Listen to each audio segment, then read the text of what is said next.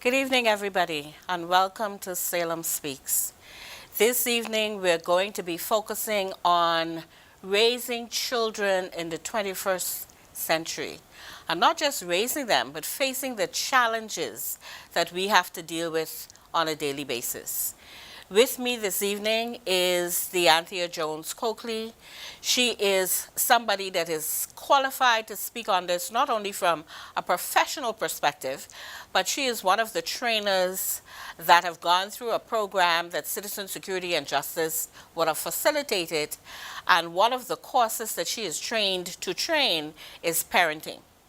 She is also a parent, and so that qualifies her most of all, and so am I.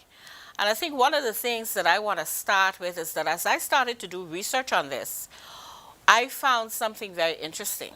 We are definitely out of Africa. And out of Africa, we see a lot of their proverbs. One that really sparked my interest was the fact that it spoke to the fact that a village raises a child. It takes the village. And as we start to talk about what is our challenge today, we're going to talk about the fact that we had the village raising the child some time ago in our country, and now we have very small families, very nuclear families, single parent homes, single mothers, very small families. We had the extended family some time back. We had families living on one property, and everybody had a hand in raising that child. Additionally, we also had persons in the community on the same block. I mean, you can remember it. I can remember persons saying, you know, if I behaved badly in school and somebody told my mother on the way home, the lady down the road would have heard, so I get a spanking. By the time I get home, I get another spanking. So we had that community that was involved in rearing that child, and there were some things that we gave children in those days that they're not getting today. And that's what we're going to talk about. We're going to talk about how we went from the village to where we are now. Sometimes, like I said, the single parent home or those children who are raising children. And so, Mrs. Jones Coakley, I know that from the police perspective, there are a lot of things that you're faced with, particularly as it's concerning parenting and the rearing of children today. So when I talk about the fact that we used to have that village raising the child, and we no longer have that, what is your take on that? It is so true. Now today, you know, you have a lot of single parents who are actually bringing up their children. And with that, you know, sometimes when you have the influence of the school guidance counselor reaching out to the parents, they actually cannot see what their children are doing. As far as they're concerned, I'm doing my best, my child is a good child, and we have a lot of parents who fail to understand that their children act differently with their peers, and they act different when they're at home. Yeah. So when the teacher or the guidance counselor who's actually in school with their child, basically 8 hours out of the day, more time do they actually spend with you at home through the week. You know, a lot of persons are in denial. That's not my child. My child don't act like that. Yeah. You lying on my child. And when you bring them that they swear, and they swear, no, I guess it's that child, and you know, they pass the blame on instead of actually correcting and dealing with the situation.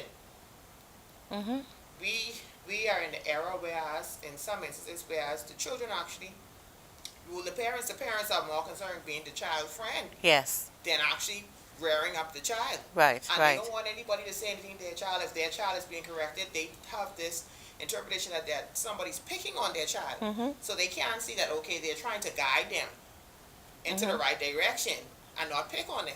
So they look at it from a different perspective. Even with the police force, when you have police officers, and I was attached to Government High, C.H. Reeves, and R.M. Bailey at one point. And listen to me, when I told you that we had to deal with some children, you called in parents, no, officer, you just picking on my child. I went to the extent that when the students were getting suspended, I told the guidance counselor, no, we're not going to send them home for a free day. What we're going to do, we went to Good Samaritans, old folks home. We went to Great Commission and said, okay, we're going to allow them to do some community service. Right. And when they went to do the community service, some cried and say, oh, Man, I don't like to be around old people. So I say, that's where you get your knowledge. I say, instead of complaining, just listen. So after maybe 1 or 2 days inside the old folks' home, they came out, I like it. I like the information that I receive. Boy, those old folks are smart. So I said, well, I'm happy that you have a different perspective from you going there. And then when they went to Great Commission and they realized that persons are actually in need, when they had to help sort the clothes, when they had to help take up the food. Correct. It changed their whole mindset. And they was like, oh, well, I didn't realize that certain people live that lifestyle. And then you have some children who are not as fortunate as others, and then they're being bullied. When you speak to some parents, okay, your child is bullying the next child. Not my child. It ain't my problem that their parents can't afford to do this and can't afford to do that. Instead of you teach your child, okay, it's okay to share. You raised some interesting points because, again, out of Africa, we talk about this whole business of the village raising the child, but also one of the things that was starkly relevant was that there was this dependency. Yes. Everybody depended on everybody else. And so you had that one person who might have gone fishing. So every family got some fish. And that one person who had a farm, and everybody got something out of the farm. So not only did we take care of the children, we took care of each other. Right. And when we get now to what is happening today in 21st century, we're a little selfish. A lot selfish. We don't want to be dependent on anybody. We've decided that, hey, we are just totally independent. And a lot of times I find, even in today's environment, we don't even know who our neighbors are. Don't. And before, everybody knew everybody, and that's where the village came in, and that's where the child rearing came in, and that's where we took it upon ourselves to look after the next person's children. But sometimes we don't even know who the next person is or their children. And if the children behave badly and you say something to them and they rear off or their parents rear off, we have a problem with correction. And so we're going to go into a lot of these things. And when I think about it, there's so many challenges that parents face, particularly when we look at the influences. Right. One of the biggest ones that come to my mind is technology. What is your take on technology, not just influencing children, but even rearing children? Because I think there's some times now where parents put the responsibility of raising their children on technology.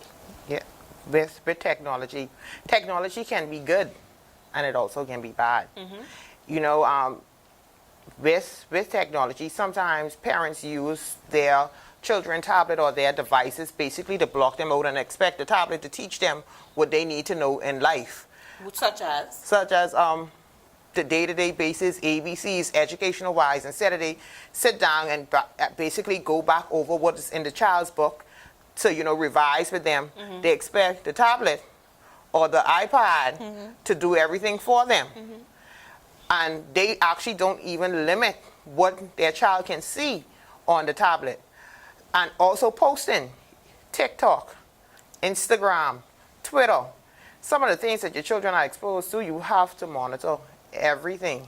I want to stick a pin right there, because when we talk about this exposure, that our children have, the whole world is now their platform.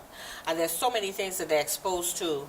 How do we begin to guard our children from all of these things that they're exposed to? You're talking about Twitter, you're talking about Snapchat, you're talking about, it's at their fingertips. How do we begin to curtail that? I remember as a child, my mother used to say things like, manners maketh the man. Manners would take you around the world. There's certain things that I heard back then that I hardly hear anymore. And as I start to say them, I realize that I am really getting old. And that's another subject for another day. But I realize that I'm really getting old, particularly when I don't see children behaving in a certain way. So when I start to look and think about challenges, I'm also thinking about how children are reared today. Are they being taught respect and manners and how to behave? What are parents teaching their children today that they would not have been exposed to? And I believe that parents cannot take their children beyond where they're at. Right. And so when we have children raising children, they can't give them very much because they don't have a lot of experience themselves. But how do we begin to curtail some of that exposure? What are some of the things that's missing? You know, as I start to look at the document and as I started to look at the research, they talked about manners. They talked about behavior. They talked about values. They talked about respect. They talked about being courteous and being kind. There were so many things that came out of Africa that we got in this environment and in this culture. And I think in addition to the fact that we have all of this technology around us and all of these influences, we also have aspects of our culture it's missing. We're not getting it. So what are some of the things that you would have even gotten as a child that you're not seeing children get today? Involvement, parent involvement. Anything that I was involved with, my parents always were there and involved. Even with technology, if I had an account, my account was synced to my parents' account. So whatever I decide to download or get into, they would know what I'm dealing with. So they would come and say, what is this? You know, as a child, you cannot use this platform. Open up your account, let me see. And if they see certain things that are out of the way, they'll say, well, you know, you're a young lady. You can't be watching these type of stuff. Right. You know, and then also I've noticed a lot of times, spiritual development is gone. It's gone. When I was growing up, even if I didn't want to go to church, I had to go to church. And with that helped to build me and mold me. Yes.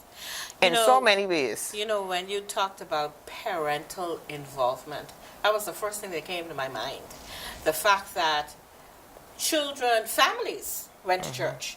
And even if the mother worked, because you had single mothers back then, and they worked, but Grammy took your children to church, or Tita took the children to church, or Auntie took the children to church. And it's not Auntie biologically, you know, it's Auntie, the neighbor next door, who is so close to your family that your children call her Auntie. Even in the work environment, you were so close-knit that your children had so many aunts and uncles that looked out for them. And so we're not seeing that. And when we talk about spiritual involvement and spiritual development, I think you're spot on. Because how many children today are, one, accompanying their parents to church? How many of them are being sent to church? How many of them are not going to church at all? Now, one of the things that I was taught, I go to Bahamas Faith Ministries, and one of the things that I was taught is that the church is in you.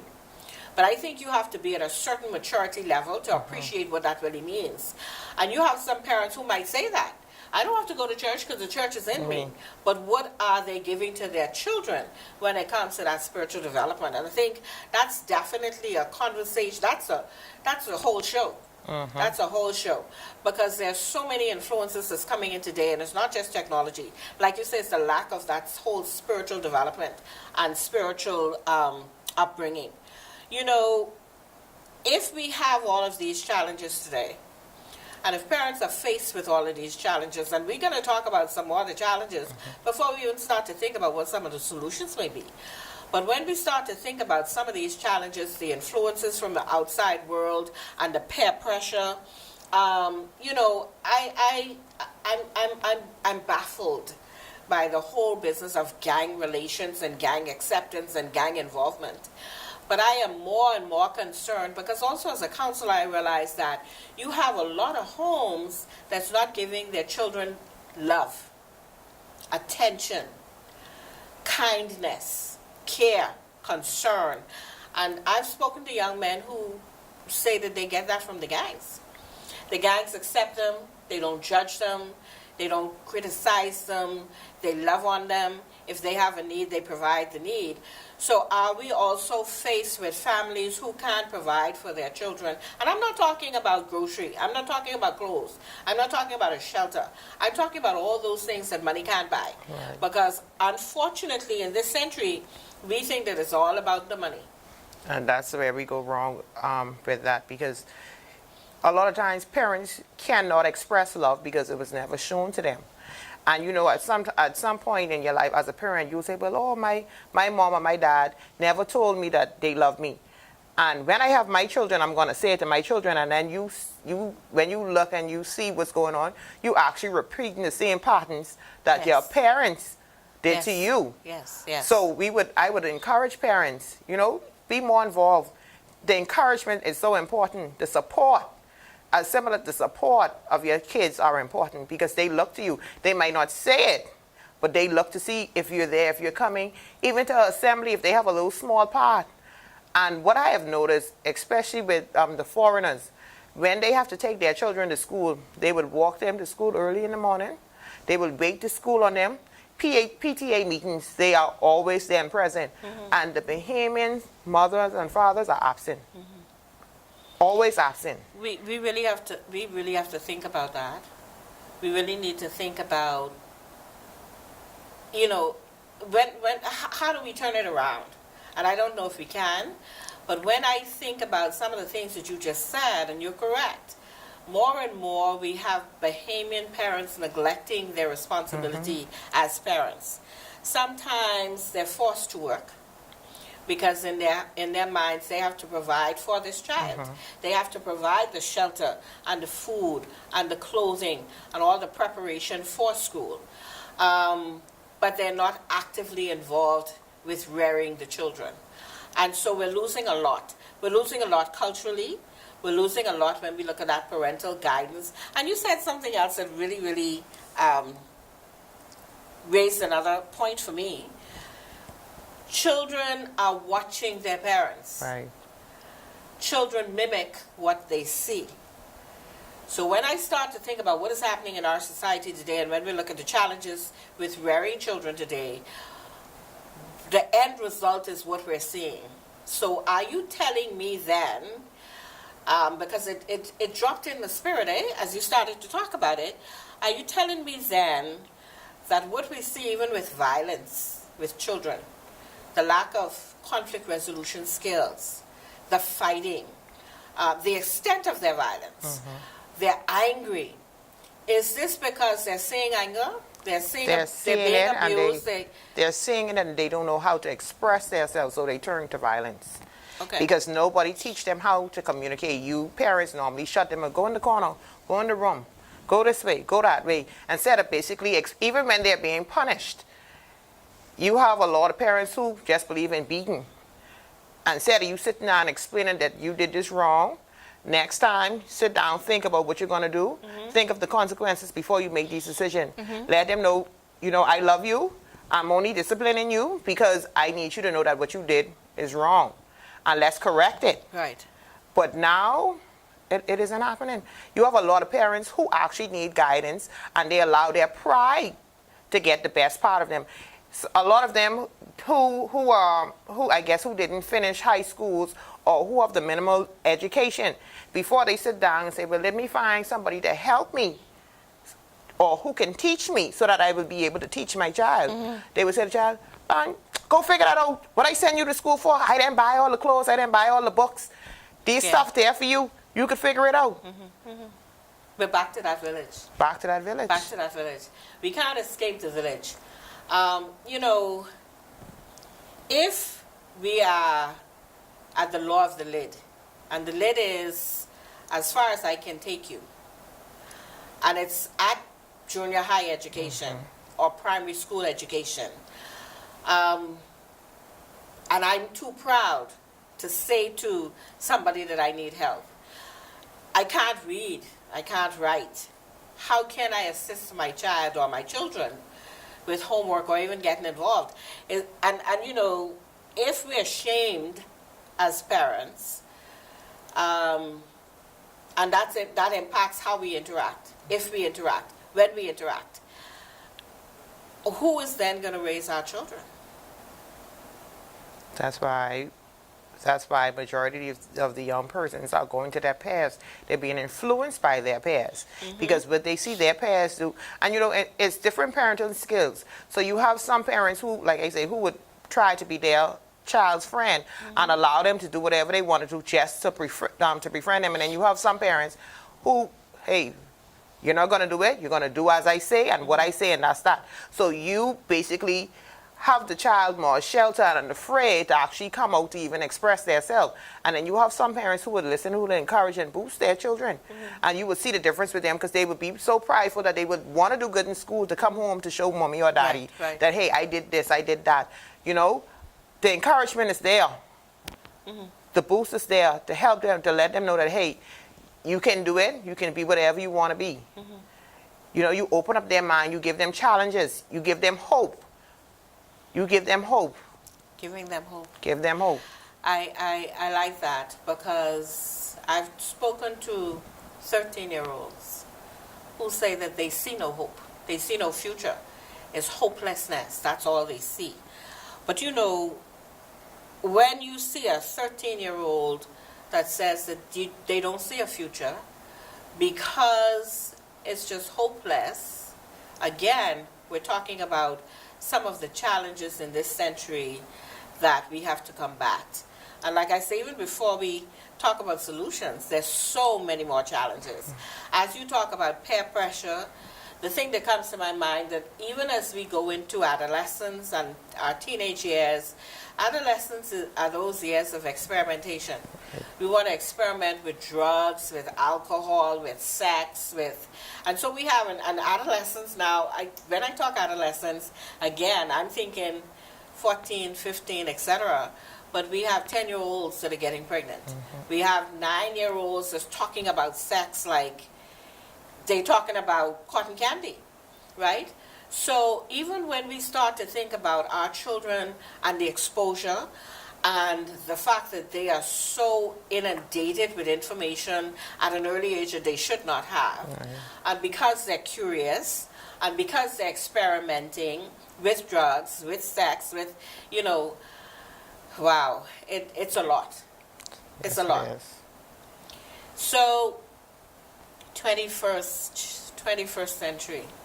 The 21st century has come in with a boom. I remember not so long ago, we had neighbors, like I said, taking care of each other, taking care of each other's children, disciplining children, not sparing the rod. And now we have laws that say to us that there's a very thin line between discipline and abuse.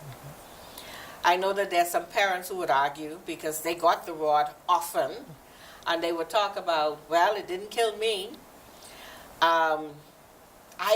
Children today are divorcing their parents. Yes. Children today are talking about their rights. I have the right to. Children today are talking about, just recently, I understand that there was a 9-year-old involved with a group of other individuals who was trying to talk about his rights to have a sex change. I mean, there's so many things that we have to talk about in this episode. It's every time I think about and go from one topic to the next, it's like, wow, this is another challenge that parents have to face today. So when we start to think, I remember when I was a child, I think the whole business of alternative lifestyles, it was always around us. Again, we were still kinder. We were more accepting, but we always talked about what was right and what was proper and what was important for our children to know.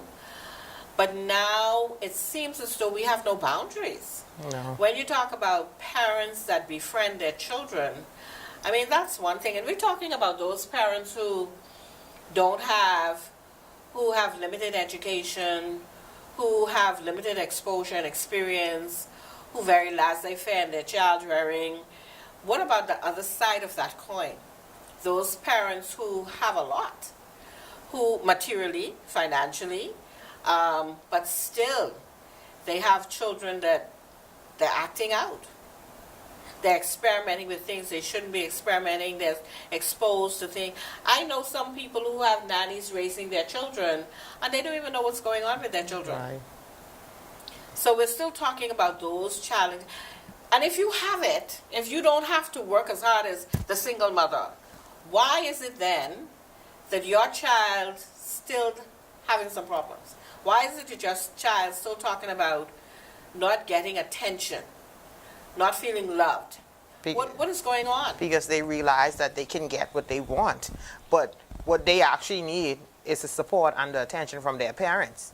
And see, even with that, when they get what they want and they realize their parents give them what they want, they then go on and they bring that same attitude towards their friends. Okay, if you're my friend, I'm going to purchase this for you. I'm going to do this and that for you. But it's not genuine. It's just there to hold your attention for a period. Okay. And then after I then get what I want, you disappear.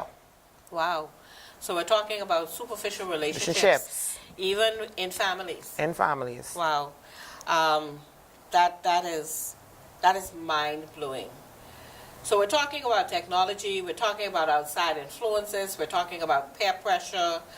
What are some of those cultural aspects that's missing? God first. God first. God first. Okay. God first. Respect, manners.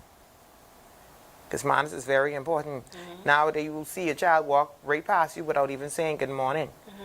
And then, too, they practice it in home because if you have an extended family, Annie isn't talking to uncle. So because Annie isn't talking to uncle, I'm not talking to uncle. Mm-hmm. I'm not talking to uncle children. So mm-hmm. I'm going to pass them straight. Mm-hmm. And then you take that out in the world with you in the morning when you go to school. Yeah. I don't like this teacher, so I'm not going to speak to this teacher. Mm-hmm. But you not realizing that your teacher has the education and the teacher is trying to impart that to you. Wow. So you're going to be rude to your teacher and your teacher has something to offer you. Your teacher has something that you need. That you need. Yes, yes, yes, yes. So when you decide to be rude and block the teacher out, you're putting yourself at a disadvantage. You know, one of the things that I just want to say because I think it's important, there are some children who are not as privileged as others. I had a friend who had a child, and we have to talk about some of the other challenges that we face, because we still have some prejudice in our country. I have a friend who has a son who's very dark-skinned, and she always talks about the fact that she has to always have his hair cut very neatly.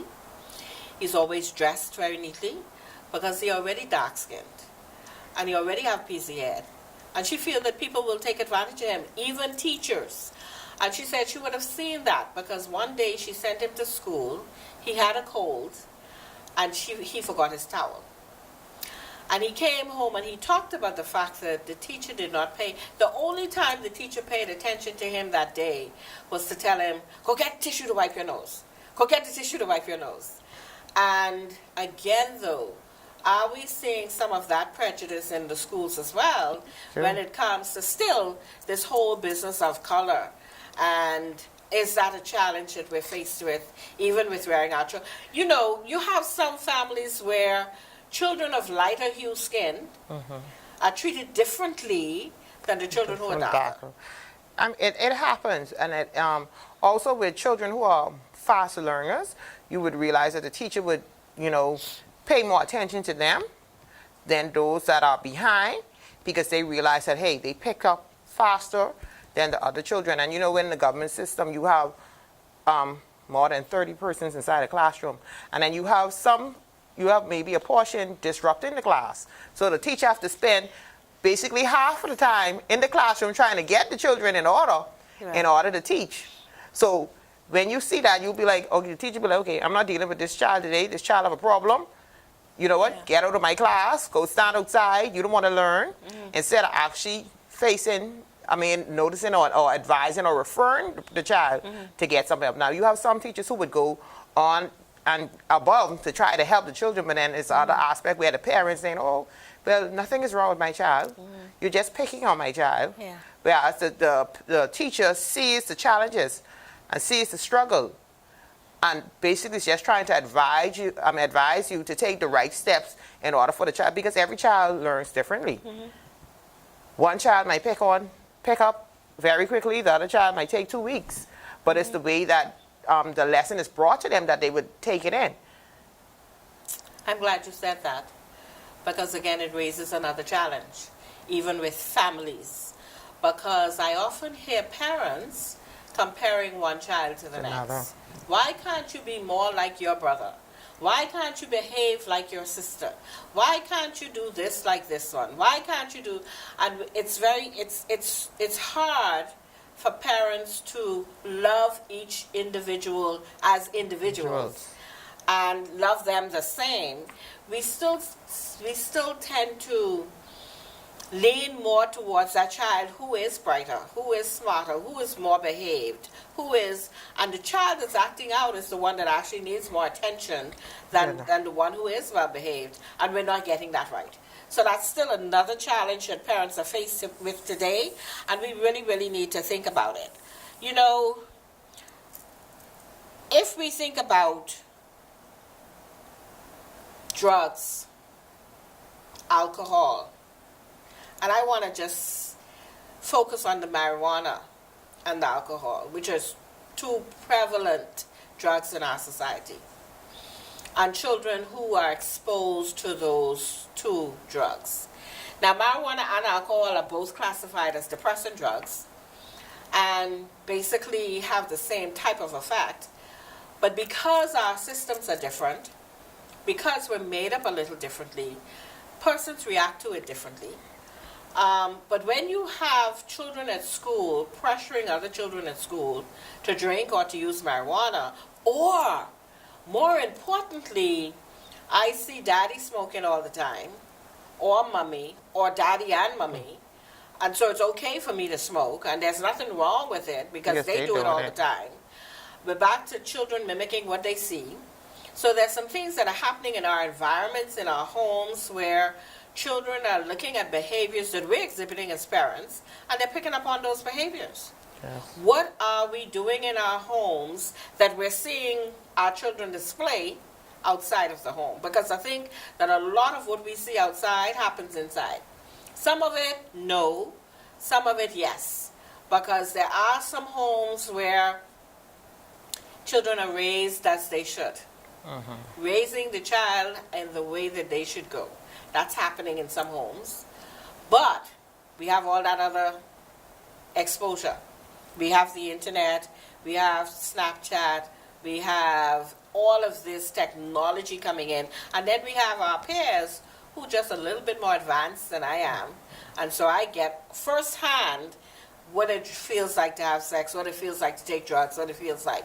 And my parent is saying, you do this at a certain age, you do this when you get married, you do this when this happens, and there's a structure, right? You know, I had to speak to a 15-year-old who was caught in school having sex with a girl, and he said that he was pressured to do it by the girl because he kept telling her, no, you're supposed to do it when you get married. That's fornication. That's not good. That's not. Focus on your education. And so she called him a sissy.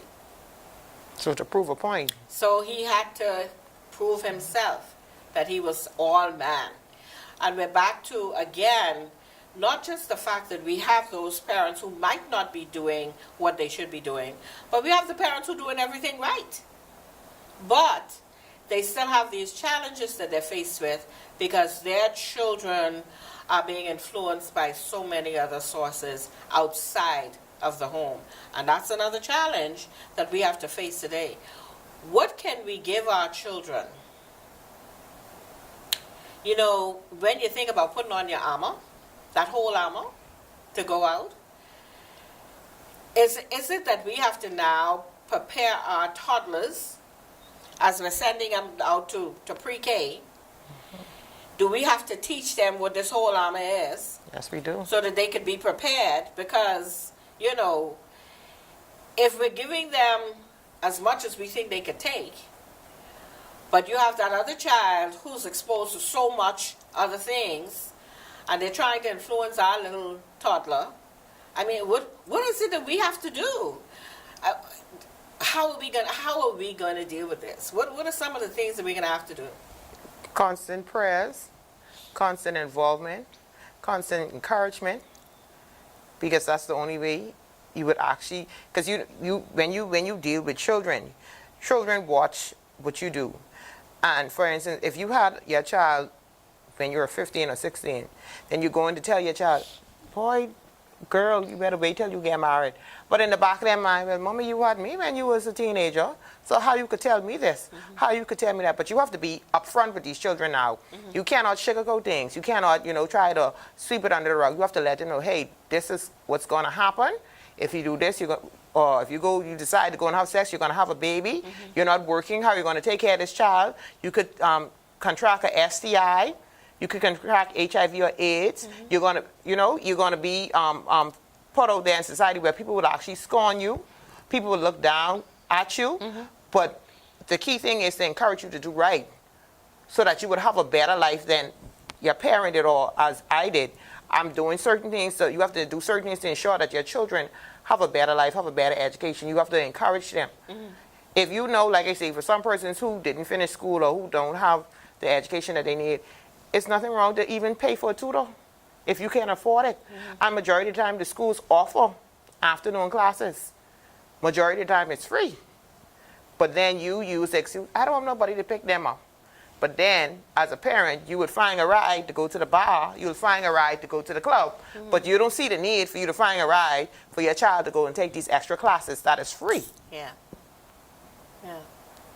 So, self-evaluation is important for the parents because you have to face reality. The world is changing. Things are changing. It isn't like how it used to be when we were growing up. We have to protect our children spiritually. We have to keep them covered. We have to explain to them what is out there. Every child is not going to be alike. So some children would actually test to see for themselves. Correct. But you have to reinforce, hey, the right things to do. You have to reinforce it. It's nothing wrong with taking your children around to let them see around the area. There's nothing wrong with passing by the prison sometime and to let them say, hey, you see all these persons lining up to see a loved one? I don't want to lose you. So that's why I'm doing certain things to make sure that you don't end up in there. Yeah. Use scenarios to bring to them. Even, for example, when you punish them, tell them, hey, one day you can't come out the house. And when that punishment is finished, you call them and you ask them, how did it feel not to be able to go outside? So, and then you break it down and say, well, okay, at least you had access to walk around in the room or in the house. Right. So imagine being in a cell 24/7 or for 23 hours a day, and you were let out if you behave to exercise for an hour. You have to eat what I give you. You don't have the option. How does that make you feel? Yeah. So you keep their mind open to things that are happening around them. Yeah. And I think, as you speak and we look at the whole business of challenges in this century, one of the biggest challenges is parents are not as honest as they need to be with their children. And children will tell you, you tell me not to do this, but I see you doing that. Right. They will challenge you, and so when we think about the children that are so sharp now and they're very astute, they pay attention to everything. I think one of the biggest challenges in raising children today is you better be able to walk your talk. Because you can't, it's not just, I remember as a child, I often heard, you do what I tell you do, and not what I do. What you see me do. And that worked. But today, like you say, this is a different time. This is a different world. And you can't just say that anymore. You have to walk your talk. And so when we think about the challenge of parents walking their talk, how difficult is that in today's world? It is difficult. Basically, like I say, a lot of parents, you want good for your children, but you were never taught how to express yourself. You were never taught how to show love. You were never taught how to be kind. So you standing up like in a cold world, hey, I have to look out for me and only me. I'm not worrying about anybody else. And your child is seeing that. So they pick up that same attitude. Wow. They pick up that same exact attitude, but everybody needs somebody. And it's also good to be kind to people because when you be kind, you open up opportunities for persons to be kind to you. But let's take that a step further, eh? When you're kind to people, you open opportunities for people to be kind to you. But when you have children and you're kind to people, you're also opening opportunities for your children. Because I think, again, one of the things that I often heard as a young person was, when you start to have children, you're living for your children. And there's certain things that you should not do because you don't want to bring anything on your children. But similarly, I think based on how we behave as parents and as adults, we either will help our children to be blessed or to be cursed. And we have to be so very careful about that and so very mindful that there's so many things that we have to take into consideration. So many things. And you said it, you know. The parent has to do that self-examination. There has to be that honest evaluation of who you are as a parent, what you're saying, what you're doing, what is it that you're showing your children, what are some of the things they're hearing out of your mouth. When they see your behavior, what is it that they're seeing? I mean, and gee, that's a lot. You know, it's almost like you have to curtail and monitor. And if you are walking right, that's not a challenge. But when you're not, and you have to think about what you're showing them. I know that there are some children who clearly tell me that they see their parents smoking marijuana and there's nothing wrong with it. My daddy is behind all the time. And he's go to work. And he's take care of us, and he's do this, and he's do that, right? So what's wrong with it? How can we say to children that's wrong?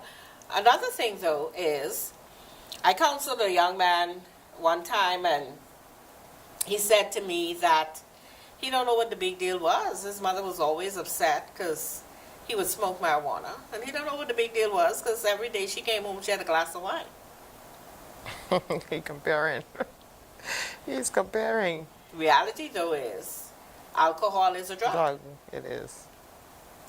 So again, how do we as parents, and when we look at the challenges that we're faced with, we need to have that glass of wine to help us relax when we get home from work after a hard day's work. And our 14-year-olds, our 15-year-olds saying they need a smoke to help them relax after a hard day of school.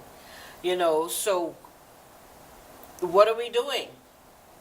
What kind of messages are we sending? It's okay, and mind you, it's okay to drink.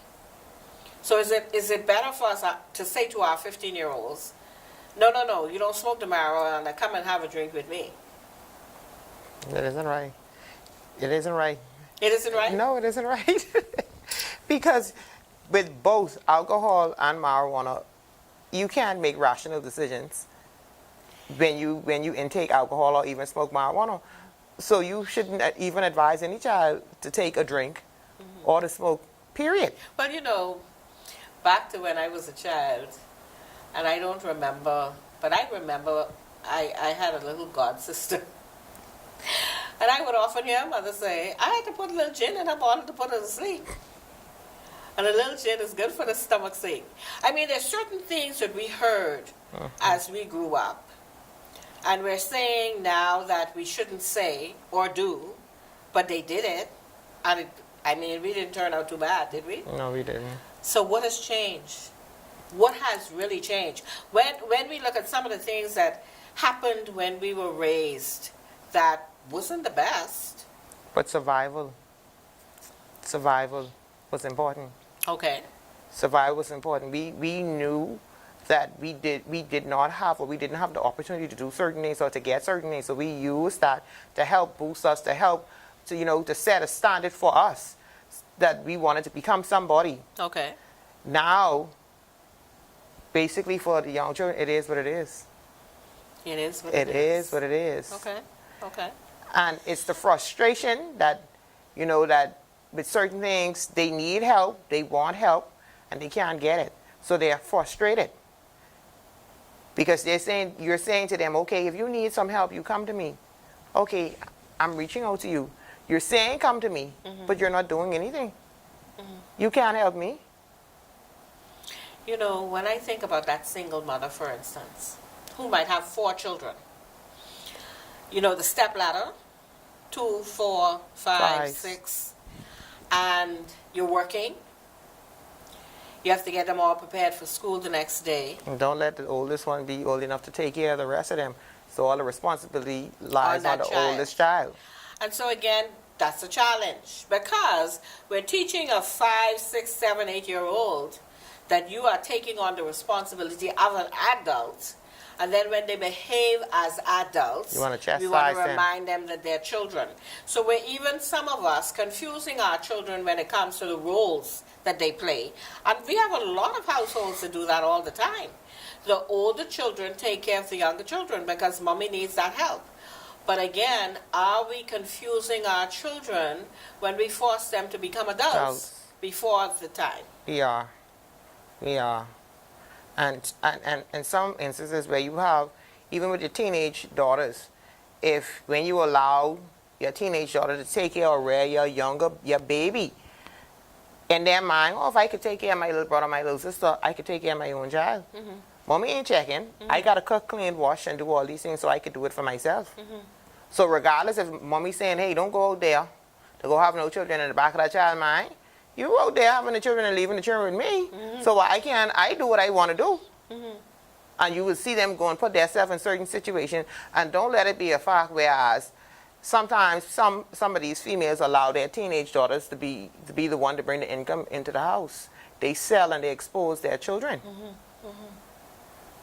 I'm glad that you raised that because that's the reality in our society. When we have the challenges of raising children in this century, and the reality is that we cannot financially take care of them. And I have that 15-year-old that's attractive, and men find her attractive, so she can take care of the household financially. Is that a real situation in our society? It is. It is very real. And even with boys, you have persons who, you have men who prey on boys. They would notice that the young boys are unkept, their shoes are busted, their shirt is dirty. They go and they befriend the child, befriend the family. And when they get that child in that vulnerable state and they take advantage of that child, they would say to the child, hey, nobody's going to believe you. You think they ain't going to worry about what you have to say, and I paying the light bill in your house? I just buy groceries for your house? So they put the child in a vulnerable state. Yeah. 21st century challenges. It's a lot. A lot. There's so many things, audience, that we are faced with.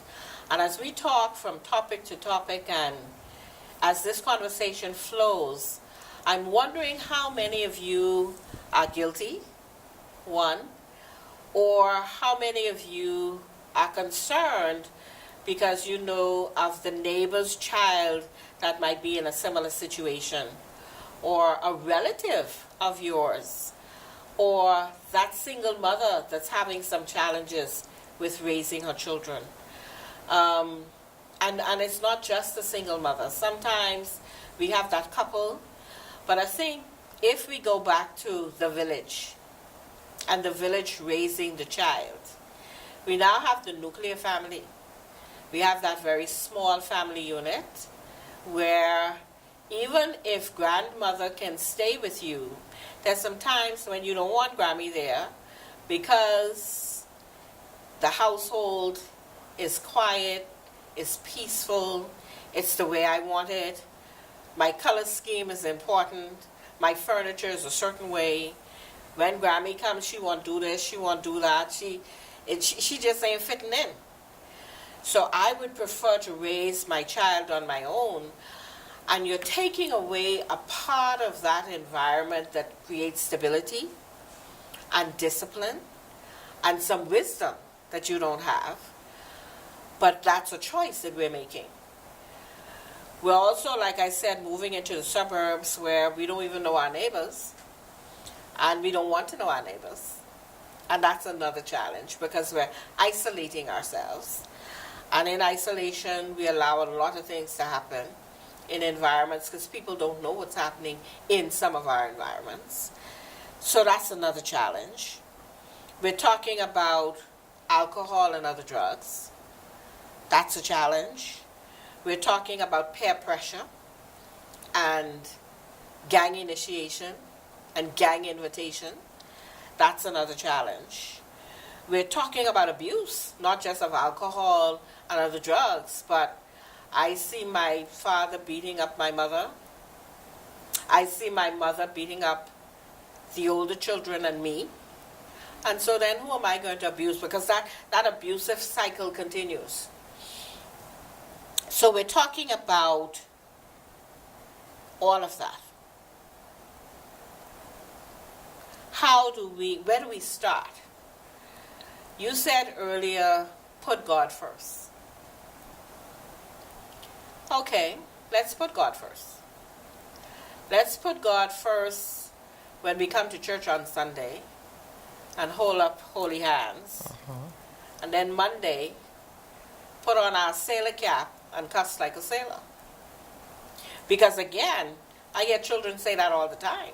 Oh, we go to church, and my mommy in the choir, and my daddy is the deacon, and that's what happens on Sunday.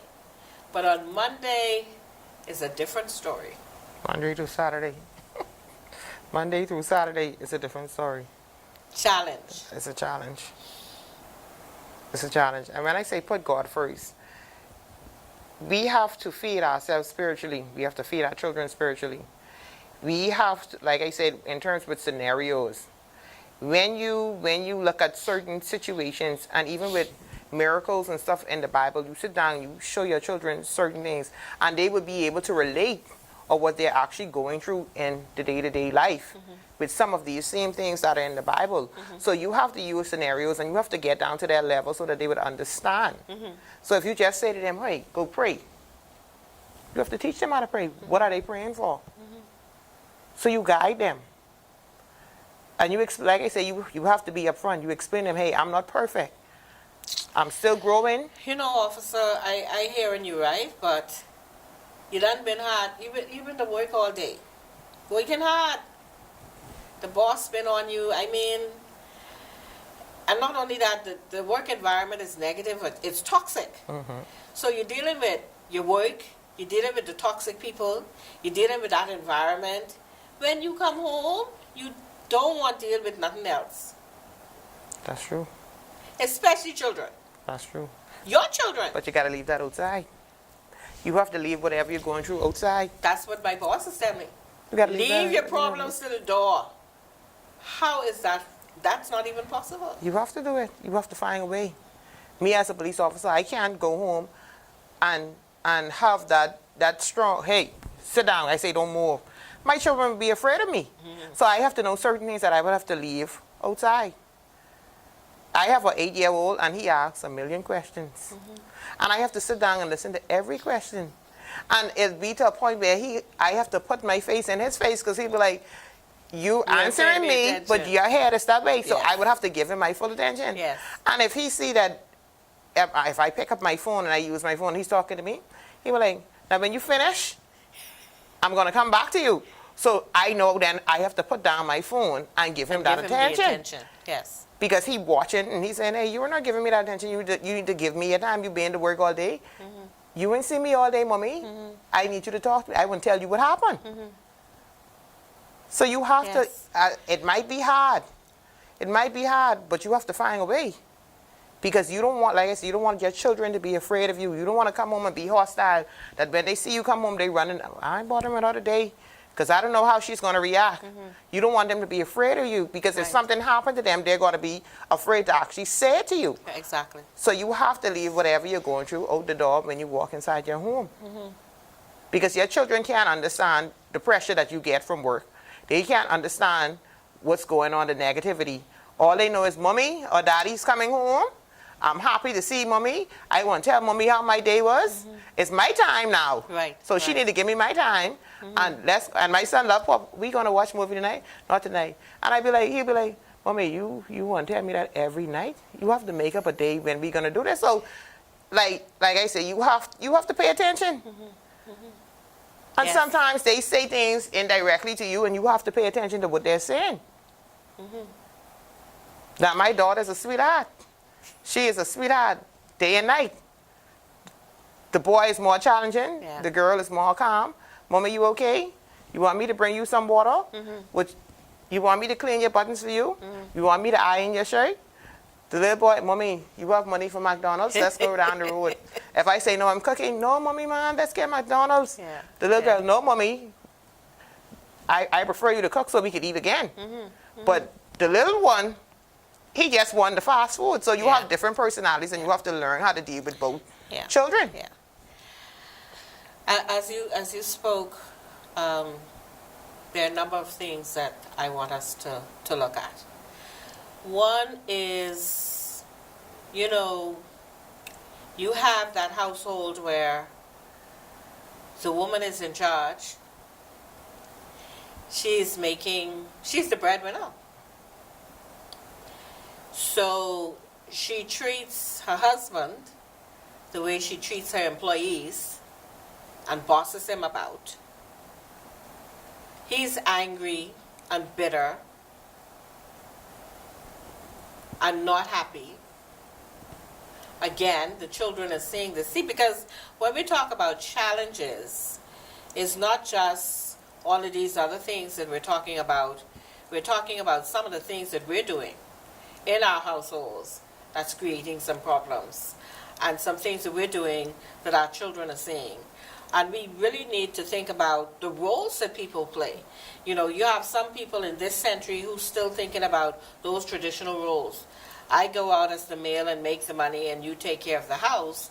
And now those roles are changing, where the woman is making more money, and unfortunately, she won't rule the roost. She's usurping, and she's taking her role and telling him, look, I'm the boss.